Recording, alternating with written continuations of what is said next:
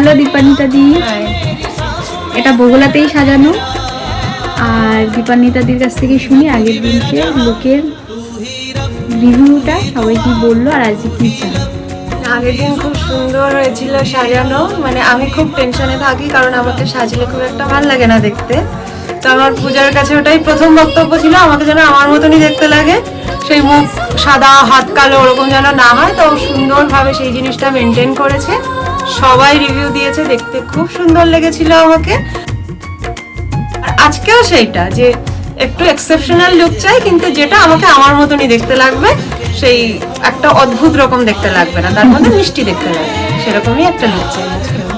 ঠিক আছে, আর তুমি নিজে খুশি হয়েছিলে তো? হ্যাঁ হ্যাঁ হ্যাঁ, আগের দিন আমি খুশি হয়েছি, আমার বর খুশি হয়েছে, সবাই খুশি হয়েছে।